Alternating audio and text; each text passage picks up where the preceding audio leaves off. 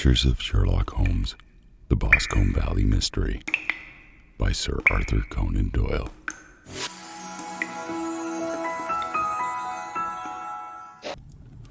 It was late before Sherlock Holmes returned. He came back alone, for Lestrade was staying in his lodgings in the town.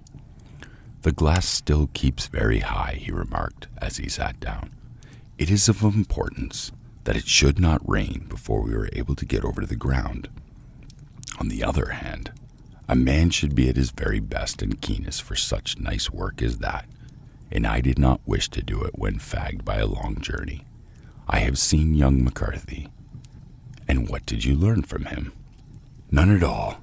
I was inclined to think at one time that he knew who had done it and was screening him or her, but I am convinced now that he is as puzzled as everyone else. He is not a very quick-witted youth, though commonly to look at, and, I think, sound at heart.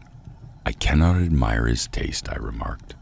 "If it is indeed a fact that he was averse to a marriage with so charming a young lady as this Miss Turner. Ah, thereby hangs a rather painful tale. This fellow is madly, insanely in love with her. But some 2 years ago, when he was only a lad, and before he really knew her, for she had been away 5 years at a boarding school, what does the idiot do but get into the clutches of a barmaid in Bristol and marry her at a registry office? No one knows a word of the matter, but can you imagine how maddening it must have been to him to be upbraided for not doing what he gave his very eyes to do, but what he knows to be absolutely impossible? It was sheer frenzy of this sort which made him throw his hands up in the air when his father, and their last interview, was goading him on to propose to Miss Turner. On the other hand, he had no means of supporting himself, and his father, who was by all accounts a very hard man, would have thrown him over utterly had he had known the truth. It was his barmaid wife that he had spent the last 3 days in Bristol, and his father did not know where he was. Mark that point. It is of importance. Good has come out of evil, however, for the barmaid, finding from the papers that he is in serious trouble and likely to be hanged, has thrown him over utterly and has written to him to say that she has a husband already in the Bermuda dockyard, so that there is really no tie between them. I think that bit of news has consoled young McCarthy for all that he has suffered. But if he is innocent, who has done it? Ah, who? I would call your attention very particularly to 2 points. One is that the murdered man had an appointment with someone at the pool, and that someone could not have been his son, for his son was away, and he did not know when he would return. The second is the murderer man was heard to cry "coo" before he knew that his son had returned. Those are the crucial points upon which the case depends. And now, let us talk about George Meredith, if you please, and we shall leave all minor matters until tomorrow. There was no rain, as Holmes had foretold, and the morning broke bright light and cloudless. At 9 o'clock, Lestrade called for us with the carriage, and we set off for the Hatherley farm and the Boscombe pool. "There is serious news this morning," Lestrade observed. "It is said that Mr. Turner, of the Hall, is so ill that his life is despaired of." "An elderly man, I presume," said Holmes. "About 60. But his constitution has been shattered by his life abroad, and he has been in failing health for some time. This business has been a very bad effect upon him. He was an old friend of McCarthy's, and I may add, a great benefactor to him, for I have learned that he gave him Hatherley Farm rent-free." "Indeed, that is interesting," said Holmes. "Oh yes, and in 100 other ways he has helped him. Everybody here speaks of his kindness to him. Really, does it not strike you as a little singular that this McCarthy, who appears to have had little of his own, and to have been under such obligations to Turner, should still talk of marrying his son to Turner's daughter, who is presumably heiress to the estate, and that in such a very cocksure manner, as if it were merely a case of proposal and all else would follow.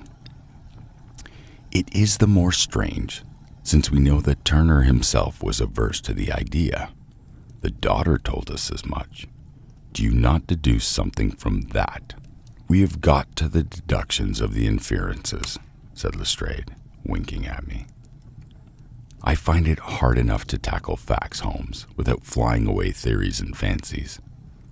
You are right, said Holmes, demurely. You do find it very hard to tackle the facts. Anyhow, I have grasped one fact, which you seem to find it difficult to get a hold of, replied Lestrade with some warmth. And that is that McCarthy Sr. met his death from McCarthy Jr., and that all theories to contrary are the merest moonshine. Well, moonshine is a brighter thing than fog, said Holmes, laughing. But I am very much mistaken if this is not Hatherley Farm upon the left. Yes, that it is. It was a widespread, comfortable-looking building, 2-story, slated roof with great yellow blotches and lichen upon the gray walls. The drawn blinds and the smokeless chimneys, however, gave it a stricken look, as though the weight of his horror still lay heavy upon it. We called at the door, when the maid at Holmes's request showed us the boots, which her master wore at the time of his death, and also a pair of the son's, though not the pair which he had then had. Having measured these very carefully from 7 or 8 different points, Holmes desired to be led to the courtyard, from which we all followed the winding track which led to Boscombe Pool. Sherlock Holmes was transformed when he was hot upon such a scent at this. Men who had only known the quiet thinker and the logician of Baker Street would have failed to recognize him. His face flushed and darkened. His brows were drawn into 2 hard black lines, while his eyes shone out from beneath them with a steely glitter. His face was bent downward, his shoulders bowed, his lips compressed, and the veins stood out like whipcord in his long, sinewy neck. His nostrils seemed to dilate with a purely animal lust for the chase, and his mind was so absolutely concentrated upon the matter before him that a question or remark fell unheeded upon his ear, or at most only provoked a quick, impatient snarl in reply. Swiftly and silently he made his way along the track which ran through the meadows, and so by the way of the woods to the Boscombe Pool. It was damp, marshy ground, as it had all that district, and there were marks of many feet, both upon the path and amid the short grass, which bounded it on either side. Sometimes Holmes would hurry on, sometimes stop dead, and at once he made a quiet little detour in the meadow. Lestrade and I walked behind him, in detective indifference and contemptuousness, while I watched my friend with the interest which sprang from the conviction that every one of his actions was directed towards a definite end. The Boscombe Pool, which is a little reed-girt sheet of water some 50 yards across, is situated at the boundary between the Hatherley Farm and the private park of the wealthy Mr. Turner. Above the woods which lined it upon the far side, we could see the red, jutting pinnacles which marked the site of the rich landowner's dwelling. On the Hatherley side of the pool, the woods grew very thick, and there was a narrow belt of sodden grass 20 paces across between the edge of the trees, the land, the reeds which it lined the lake. Lestrade showed us the exact spot at which the body had been found, and, indeed, so moist was the ground that I could plainly see the traces which had been left by the fall of the stricken man. To Holmes, as I could see by his eager face and peering eyes, very many other things were to be read upon the trampled grass. He ran round like a dog who was picking up a scent, and then turned upon my companion. "What did you do?" "What did you go into the pool for?" he asked. "I fished about with a rake. I thought there might be some weapon or other trace, but how on earth?" "Oh, tut-tut, I have no time. The left foot of yours, with its inward twist, is all over the place. A mole could trace it, and there it vanishes among the reeds." "Oh, how simple it would have all been, had I been here from the beginning, like a herd of buffalo, and wallered all over it, you did. Here is where the party with the lodge-keeper came, and then have covered all the tracks for 6 or 8 feet round the body. But here are 3 separate tracks, of which the same feet." He drew out his lens and lay down upon his waterproof to have a better view, taking all the time rather to himself than to us. "There are young McCarthy's feet. Twice he was walking, and once you can see swiftly, so that the soles are deeper marked and the heels are hardly visible. That bears out his story. He ran when he saw his father on the ground. Then here are the father's feet as he paced up and down. What's this, then? Is it the butt end of the gun as the son stood listening? And this, ha ha! What have we here? Tiptoes, tiptoes, square too, quite unusual boots. They come, they go, they come again, and of course, that was for the cloak. Now, where do they come from? He ran up and down, sometimes losing, sometimes finding the track, until we were well within the edge of the wood and under the shadow of a great beech, the largest tree in the neighborhood. Holmes traced his way to the farther side of this, and lay down once more upon his face with a little cry of satisfaction.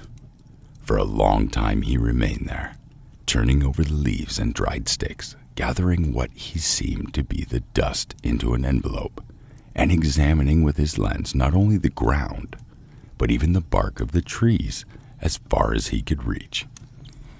A jagged stone was lying among the moss, and this was also carefully examined and retained. Then he followed a pathway through the wood until he came to the high road, where all the traces were lost. "It has been a case of considerable interest," he remarked, returning to his natural manner. "I fancy that this gray house on the right must be the lodge. I think that I will go in and have a word with Moran, and perhaps write a little note. Having done that, we may drive back to our luncheon. You may walk to the cab, and I shall be with you presently." It was about 10 minutes before we regained our cab and drove back into Ross, Holmes still carrying with him the stone which he had picked up in the wood. "This may interest you, Lestrade," he remarked, holding it out.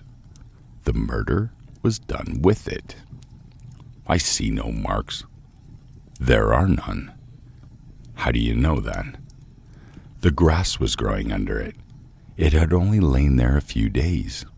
There was no sign of a place wherehence it had been taken. It corresponds with the injuries. There is no sign of any other weapon." "And the murderer?" "Is a tall man, left-handed, limps with the right leg, wears thick-soled shooting boots and a gray cloak, smokes Indian cigars, uses a cigar holder, and carries a blunt penknife in his pocket. There are several other indications, but these may be enough to aid us in our search." Lestrade laughed. "I am afraid that I am still a skeptic," he said. "Theories are all very well, but we have to deal with a hard-headed British jury."